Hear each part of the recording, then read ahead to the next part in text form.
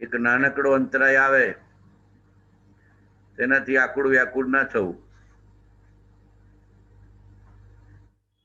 આવા તો અસંખ્યાત અંતરાય આવશે. આમ તો 5 પ્રકારના અંતરાય ભગવાને લીધા છે: દાન ને, લાભ ને, ભોગ ને, ઉપભોગ ને. આ છઠ્ઠો ઇન્ટરનેટ અંતરાય. ભોગ ઉપભોગમાં આવે. આમ તો ભોગ ઉપભોગમાં આવે.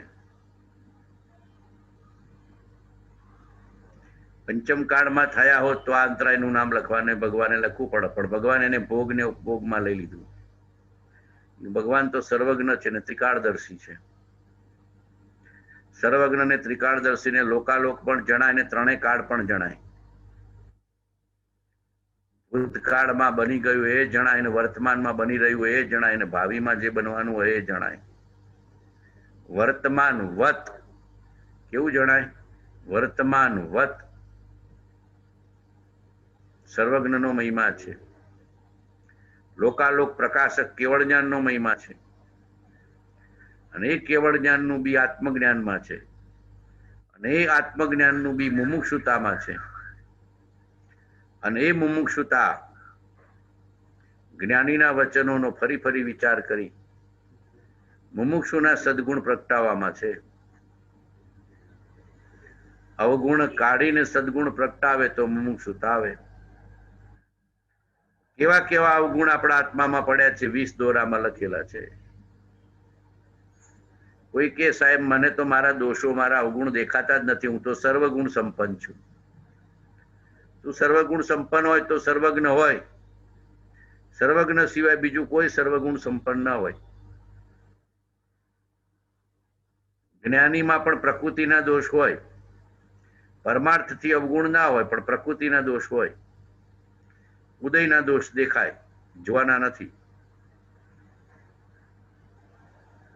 સર્વજ્ઞતાની પ્રાપ્તિ કરવી છે તો મુમુક્ષુતાની પ્રાપ્તિ કરવી પડશે. અને મુમુક્ષુપણું આપણા દોષોને અપક્ષપાતપણે વિચારવાથી ઉત્પન્ન થાય છે. પોતાના દોષોને અપક્ષપાતપણે વિચાર્યા પછી એને નિર્મૂળ કરવાનો પ્રયત્ન થવો જોઈએ. આંખમાં કણાની જેમ આપણા અવગુણ આપણને ખળવા જોઈએ. માથામાં રજકણ પડી હોય તો આપણને ખણતી નથી, તો બીજે દિવસે સ્નાન કરીએ ત્યારે નીકળી જાય. એ આપણને ખણતી નથી કે નડતી નથી. પણ આંખમાં રજકણ પડી હોય તો એક ઘડી આપણે ચલાવી નથી લેતા. જોવું હોય તો જોજો.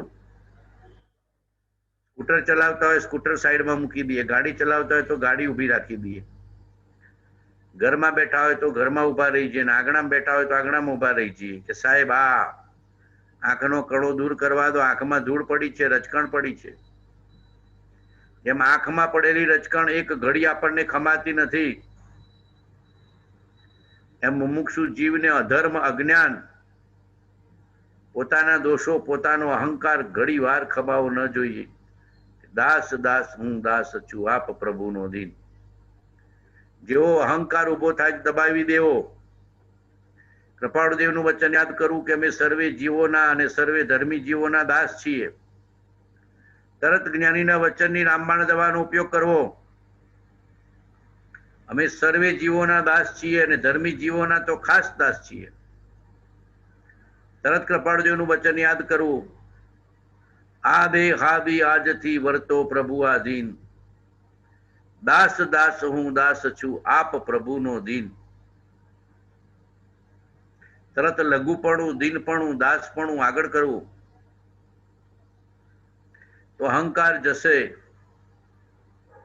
અને નિર્વિકાર દ્રષ્ટિ પ્રગટ કરવી છે તો ભાઈ ભાઈ જોવાનું બંધ કરી દેવાનું. બધે ચૈતન્ય દેવ, બધે આત્મા દેવ, બધે આત્મા દેવ, બધે ચૈતન્ય દેવ. ભાઈ ભાઈની દ્રષ્ટિ પડી છે ત્યાં સુધી વિકાર ઉત્પન્ન થશે. આત્મા જોવાની દ્રષ્ટિ ઉત્પન્ન થશે તો વિકાર નીકળી જશે. લઘુતાથી જ્ઞાનીના વચનની શરણાગતિથી અહંકાર નીકળી જાય છે. અને ભાઈ ભાઈ જોવાની દ્રષ્ટિ નીકળી ગઈ ને આત્મા ચૈતન્ય જોવાની દ્રષ્ટિ થઈ તો વિકાર નીકળી જાય છે. આ બધા દોષોને જીતવા માટે આપણી દ્રષ્ટિ, આપણા વિચારને બદલવા પડે છે. પ્રથમ દેહ દ્રષ્ટિ હતી તેથી ભાસ્યો દેહ. હવે દ્રષ્ટિ થઈ આત્મામાં ગયો દેહથી ને, વધવાપણું સંસારનું નરદેહને હારી જવો, એનો વિચાર નહીં અહો એક પળ તમને અહો. નિર્દોષ સુખ નિર્દોષ આનંદ લ્યો ગમે ત્યાંથી ભલે, દિવ્ય શક્તિમાન જેથી જંજીરેથી નીકળે. ફરી ફરી વિચાર કરવો જ્ઞાનીના વચનનો. આ પર્યુષણમાં જે સત્સંગ કર્યા છે એને પાકા કરવા, ગાંઠે બાંધવા, હૃદયમાં લખવા, અને આપણી જે દોષો અને ભૂલો દેખાયું હોય એનું પ્રાયશ્ચિત કરી, પ્રતિક્રમણ કરી, દોષોને નિર્મૂળ કરવા માટે યથાશક્તિ પુરુષાર્થ કરવો. કીજે શક્તિ પ્રમાણ, કીજે શક્તિ પ્રમાણ, શક્તિ વિના શ્રદ્ધા ધરે. ધ્યાનત શ્રદ્ધાવાન, ધ્યાનત શ્રદ્ધાવાન, અજર અમદ પદ ભોગવે. પેલા તો શક્તિ વાપરીને જેટલા બને એટલા દોષોને કાઢવા માટે પ્રયત્ન કરવો. જ્યાં આપણું સંજ્ઞાન ને શક્તિ ન ચાલતી હોય ત્યાં શ્રદ્ધા કરવી. કીજે શક્તિ પ્રમાણ, સિદ્ધે શક્તિ પ્રમાણ, શક્તિ વિના શ્રદ્ધા ધરે. શ્રદ્ધા તો કર જ્ઞાનીની, જ્ઞાનીના વચનોની, વિતરાગના માર્ગની, મોક્ષ માર્ગની. શ્રદ્ધા તો જોશે, ધીરજ તો જોશે જ, રુચિ તો જોશે જ, લક્ષ્ય તો જોશે જ, ભાવના તો જોશે જ, વિચારણા તો જોશે જ. તો પદ્માસનમાં બેસીને જ કરે એવું ભગવાન નથી કહેતા. ગોદોહાસનમાં એ કેવળ જ્ઞાન થાય. એમ શરીરને તબિયત અનુકૂળ ના હોય તો પલાઠી માં જ બેસવું એવું જરૂરી નથી. પગ ઉપર પગ ચડાવીને સુતા સુતા વિચારણા થાય. તો ગમે તેવી સ્થિતિમાં હોય આત્મવિચારણા થઈ શકે, આત્માની ભાવના થઈ શકે, જ્ઞાનીના વચનોનો વિચાર થઈ શકે. તારું બાનું ભગવાન સાંભળવાના નથી. જેમ ભૂખ લાગી હોય તો હરતા ફરતા ચણા મમરા ખાઈએ કે ના ખાઈએ? ભૂખ લાગી હોય તો હરતા ફરતા ચણા, મમરા ને સિંગ ને ડ્રાયફ્રૂટ ને બદામ ને બધું ખાય. સાધન સંપન્ન હોય તો હરતા ફરતા બદામ ખાય. સાધારણ માણસ હોય તો હરતા ફરતા ચણા સિંગ ખાય. પણ ભૂખ લાગી હોય તો ખાય કે ન ખાય? હરતા ને ફરતા ને સુતા ને જાગતા ને લેતા ને દેતા ને હરિનું નામ ને હરિના વિચાર કરવાના છે. કરતા જઈએ ઘરનું કામ, લેતા જઈએ હરિનું નામ. બેઠા હોઈએ વ્યવહારમાં પણ રહેવું છે વિતરાગ. બેઠા હોઈએ વ્યવહારમાં પણ ભાવથી ને હૃદયથી રહેવું છે વિતરાગ. કૃપાળુદેવ જેવું, બાવજી જેવું બરાબર પાકું કરવું. અંતરથી જીવતા શીખી ગઈએ તો પર્યુષણ ઉજવેલા કહેવાય. એનું ફળ આવવું જોઈએ. આંબો વાયો હોય ને કેરી ના ઉગે તો આખી જિંદગીભર શું કરવાનું? રાયણ વાયા હોય ને ઉગે નહીં તો શું કરવાનું? ચીકુ વાયા હોય ને ઉગે નહીં તો શું કરવાનું? એમ જે ધર્મ પ્રાપ્ત કર્યો એ ધર્મનું મૂળ પણ આવવું જોઈએ અને ધર્મનું ફળ પણ આવવું જોઈએ. ધર્મનું મૂળ શ્રદ્ધા છે ને ધર્મનું ફળ ચારિત્ર છે. ધર્મનું મૂળ શ્રદ્ધા છે અને ધર્મનું ફળ ચારિત્ર છે. ફળ બેસવું જોઈએ સમતા રૂપી. સમતા એ ચારિત્ર છે, વિતરાગતા એ ચારિત્ર છે, ધૈર્ય એ ચારિત્ર છે, આત્માનો અનુભવ એ ચારિત્ર છે, આત્મામાં સ્થિરતા એ ચારિત્ર છે, કશાયને નિર્મૂળ કરવા એ ચારિત્ર છે, મોહને નિર્મૂળ કરવો એ ચારિત્ર છે. ફળ તો બેસવું જોઈએ. એક વૃક્ષની નીચે બેઠા હોય તો ઠંડી મળે, શીતળતા મળે અને એનું ફળ પણ મળે. એમ જ્ઞાની વટવૃક્ષ છે, આંબાનું વૃક્ષ છે, એની નીચે શીતળતા પણ છે, શાંતિ પણ છે અને ફળ પણ છે. જેમ કોઈ ઝાડ નીચે સૂતા હોય ને ઉપરથી કેરી પડે તો એ ફળ મળે કે ન મળે?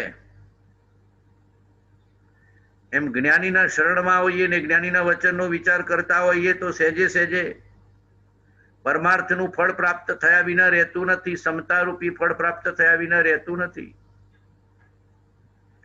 પ્રયોગ અને અભ્યાસ કરી જોજો. ગમે તેવો ઉદય ચાલતો હોય, જ્ઞાનીના વચનનો વિચાર કરો, તરત સમતા રહેશે. શાંતિ રહેશે, શ્રદ્ધા રહેશે, ધીરજ રહેશે, અંતર્મુક્તા રહેશે, આત્માની પ્રતીતિ રહેશે, આત્માની જાગૃતિ રહેશે, પ્રતિકાર કરવો નથી, જવાબ આપવો નથી, સામા થવું નથી, અંદરમાંથી તરત જાગૃતિ આવશે જ્ઞાનીના વચનનો વિચાર કરતા. આપણે સાંભળીએ છીએ સરસ, વાંચીએ છીએ સરસ, પણ જેવા જીવનમાં સુખ દુઃખના પ્રસંગો આવે, અનુકૂળ પ્રતિકૂળ નિમિત્તો આવે કે તરત આપણો વ્યવહાર બદલાઈ જાય છે, પ્રતિકારનો ભાવ, આક્રમણનો ભાવ આવી જાય છે, સંભાવનો ભાવ આવતો નથી, પ્રતિક્રમણનો ભાવ આવતો નથી, વિચાર પાછા વળતા નથી. આક્રમણમાંથી પ્રતિક્રમણમાં આવવું એ માવીનો માર્ગ છે. અનાદિથી આક્રમણ કર્યું છે આપણે, પ્રતિક્રમણ પાછા વળી જાઓ. અનાદિકાળથી વિષમ ભાવમાં રહ્યા છીએ, હવે સમભાવ અને સામાયિક ભાવમાં આવી જાઓ. સામાયિક ભાવ એટલે સંભાવ, પ્રતિકાર ને આક્રમણથી પાછું વળી જવું એ પ્રતિક્રમણ. શાંત ભાવમાં સંભાવમાં વસ્તુ એ સામાયિક. જ્ઞાનીના વચનને, જ્ઞાનીના બોધને વાગોળ વાગોળ વાગોળ કરો, બધું ભૂલાઈ જશે. કે સાહેબ યાદ આવતું નથી ખરા સમય. લડવાનું તો કેવું યાદ આવી જાય છે, બાયો ચડાવવાનું કેવું યાદ આવી જાય છે, ન બોલવાનું બોલવાનું કેવું યાદ આવી જાય છે. જ્ઞાનીનું વચન શાંત અને સંભાવમાં રહેવાનું યાદ નથી આવતું, કેમ કે અંતરમાં પરિણામ પામ્યું નથી, બોધને ધારણ કર્યો નથી. જેમ બી અંદરમાં ગયું હોય ઊંડું તો ઉગે, અંદરમાં ઊંડું ન ગયું હોય તો વાવાઝોડાથી ઉડી જાય. એમ જ્ઞાનીના બોધનું બી અંદર ગયું હોય તો ઉગે, નહીતર મોહનીયના વાવાઝોડામાં, કર્મના વાવાઝોડામાં ઉડી જાય. મોટા ભાગના જીવોને મોહનીયના વાવાઝોડામાં અને કર્મના વાવાઝોડામાં જ્ઞાનીનું બી સંગ્રહ્યું ના હોય અંદરમાં, એટલે ઉડી જતું હોય છે. સત્સંગ કર્યા પછી આપણી જવાબદારી ચાલુ થાય. સત્સંગ આપ્યો મહાપુરુષની જવાબદારી, મહાપુરુષની કરુણા, કરુણા એ જવાબદારી. હવે એને હૃદયમાં ધારણ કરવો, અંતરમાં ધારણ કરવો એ આપણી જવાબદારી છે. હવે આપણી જવાબદારી ચાલુ થઈ. આપણું ઉપાદાન તૈયાર કરવું એ આપણી જવાબદારી. હવે નિમિત્તથી કસીને ઉપાદાનમાં આવો. જ્યાં સુધી સત્સંગ થઈ રહ્યો છે ત્યાં સુધી નિમિત્તને આધીન ભાવ ચાલે છે. નવો નવો બોધ સમજાય છે, નવી નવી વિચારણા જાગે છે. જેવું સત્સંગનું નિમિત્ત ખસ્યું કે પોતાના ઉપાદાનનું નિમિત્ત તૈયાર કરો, પોતાના આત્મામાં આવી જાઓ. શું બોધ સાંભળ્યો, શું સત્સંગ સાંભળ્યો, શું ધારણ કરવાનું છે, શું વિચારવાનું છે, શું સમજવાનું છે, શું આરાધવાનું છે, ક્યાં નજર કરવાની છે, ક્યાં દ્રષ્ટિ કરવાની છે, આ બરાબર પાકું કરવાનું, બરાબર સમજી જવાનું. જો આ નહીં કરીએ તો વહ સાધન બાર અનંત કિયો, સૌ સાધન બંધન થયા, રહ્યો ન કોઈ ઉપાય, સત સાધન સમજ્યો નહીં, ત્યાં બંધન સુજાય. સત સાધન એ નિજ ઉપયોગ છે, શુદ્ધ ઉપયોગ છે, ને ગુરુના વચન એ બાહ્ય સાધન છે. પણ શુદ્ધ ઉપયોગમાં ના આયા, શુદ્ધ ભાવમાં ના આયા, સંભાવમાં ના આયા, બોધને અંતઃકરણમાં ધારણ ન કર્યો, જ્ઞાનીના વચનને અંતઃકરણમાં ધારણ ન કર્યા, તો બહારના સાધન તો આવીને જતા રહ્યા, ફોક થઈ ગયા. જ્ઞાની તો કરુણા કરીને આપણને બોધ આપે છે, પણ એ બોધને સાચવવો, બોધને વધારવો, બોધને વિચારવો, બોધને અનુભવવો એ આપણી જવાબદારી છે. હવે ઉપાદાન છે. પોતાના ઉપયોગને અશુદ્ધ ભાવમાંથી શુદ્ધમાં લઈ જાઓ એ જીવની જવાબદારી છે. મહાપુરુષો તો લખીને બોલીને પોતાની જવાબદારી પૂરી કરી, કરુણા ભાવે, દીન ભાવે, પ્રેમ ભાવે, આત્મીયતા ભાવે. હવે આપણી જવાબદારી શરૂ થઈ. ઉપાદાનને તૈયાર કરવું એ જીવની જવાબદારી છે. પાત્રતા તૈયાર કરવી, મુમુક્ષુતા દ્રઢ કરવી એ જીવની જવાબદારી છે. અને મુમુક્ષુતા દ્રઢ કરી ત્યારે કહેવાય કે આ વચનને હૃદય લખો. આપની પરમ ભક્તિ અને વિતરાગ પુરુષના મૂળ ધર્મની ઉપાસના મારા હૃદયને વિશે ભવ પર્યંત અખંડ જાગ્રત રહો. શું બોલીએ છીએ આપણે? આપની પરમ ભક્તિ એટલે ઉપકાર, ભક્તિ એટલે ઉપકાર ભાવ, જ્ઞાનીના ગુણોને વિચારવા, ઉપકાર ભાવ વેદવો. વિતરાગ પુરુષના મૂળ ધર્મની ઉપાસના જ્ઞાન દર્શન ને ચારિત્ર રૂપ. મૂળ ધર્મની ઉપાસના શું છે? સમ્યક દર્શન, સમ્યક જ્ઞાન ને સમ્યક ચારિત્રની આરાધના. પોતાના વસ્તુ સ્વભાવનો નિર્ણય ને વસ્તુ સ્વભાવનો અનુભવ, પોતાના શુદ્ધ સ્વભાવનો નિર્ણય ને શુદ્ધ સ્વભાવનો અનુભવ. જીવની જવાબદારી છે, પોતાની જવાબદારી છે.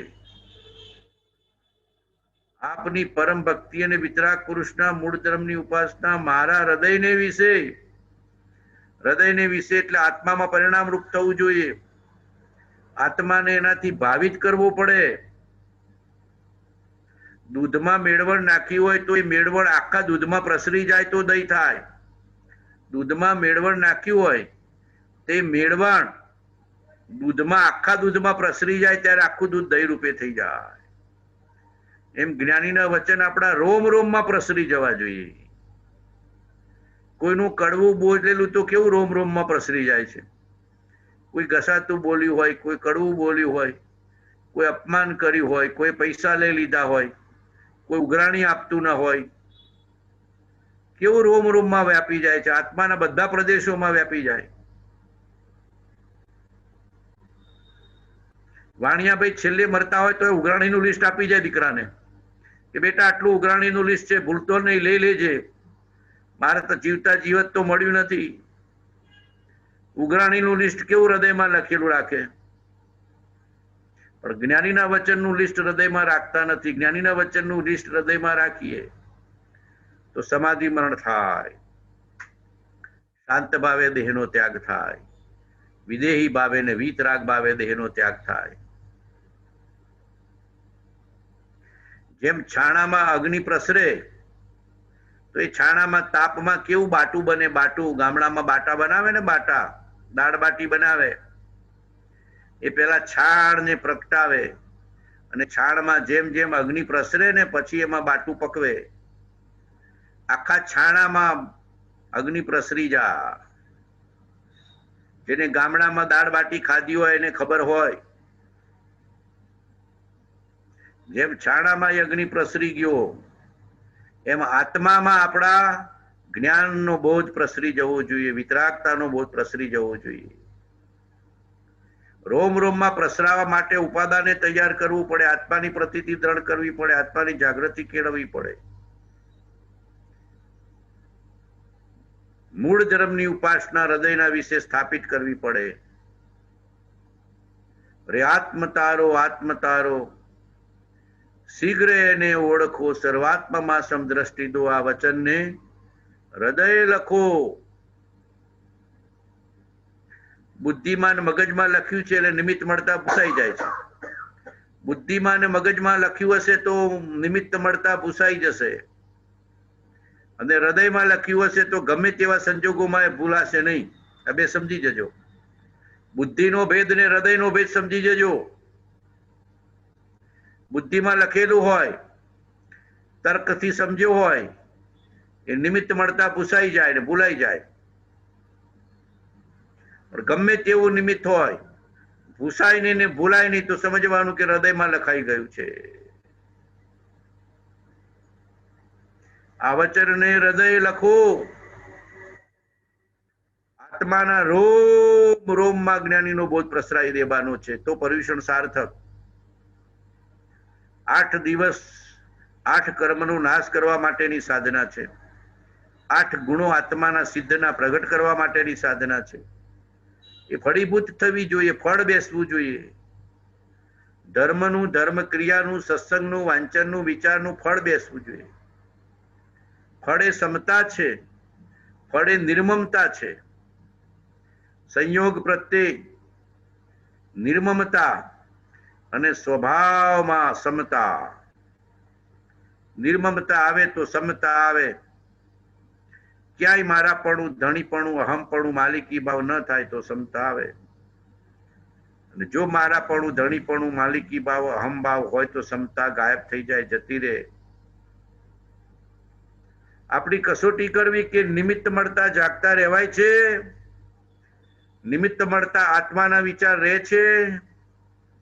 પછી એ ભોજનનું નિમિત્ત હોય કે ભોગનું નિમિત્ત હોય, પાંચેન્દ્રિયના વિષયનું નિમિત્ત હોય કે કશાયનું નિમિત્ત હોય. ક્રોધ પ્રત્યે તો વર્તે ક્રોધ સ્વભાવતા, માન પ્રત્યે તો દીનપણાનું માનજો, માયા પ્રત્યે માયા સાક્ષી ભાવની, લોભ પ્રત્યે નહીં લોભ સમાનજો. અપૂર્વ અવસર એવો ક્યારે આવશે, ક્યારે થઈશું બાહ્યાંતર નિર્ગ્રંથ જો. સર્વ સંબંધનું બંધન તીક્ષણ છેદીને, વિચર શું કહો મહત પુરુષને પંથ જો. અપૂર્વ અવસર એવો ક્યારે આવશે. બહુ ઉપસર્ગ કરતા પ્રત્યે પણ ક્રોધ નહીં, વંદે ચક્રી તથાપી ન મળે માનજો. દેહ જાય પણ માયા થાય રોમમાં, લોભ નહીં છો પ્રબળ સિદ્ધિની દાન જો. અપૂર્વ અવસર એવો ક્યારે આવશે, ક્યારે થઈશું બાહ્યાંતર નિર્ગ્રંથ જો. સર્વ સંબંધનું બંધન તીક્ષ્ણ છેદીને, મોહનીયનું બંધન તીક્ષ્ણ છે. સર્વ સંબંધનું બંધન તીક્ષ્ણ છેદીને, વિચર સુકવ મહત પુરુષને પંથ જો. મહત પુરુષ એ મહાવીર સ્વામી છે, પારસનાથ ભગવાન છે, પરમ કૃપાળુ દેવ છે, એના પંથે ચાલવાનું છે. અને સૂક્ષ્મ બંધન મોહનીયનું છોડવાનું છે. રોમ રોમમાં હું વાણિયો છું, સ્ત્રી છું, કોઈનો પતિ છું, કોઈનો પિતા છું, કોઈનો પુત્ર છું, કોઈની દીકરી છું. રોમ રોમમાં થઈ ગયું છે. પોતાના આત્માને પૂછો, રોમ રોમમાં થઈ ગયું છે કે નહીં?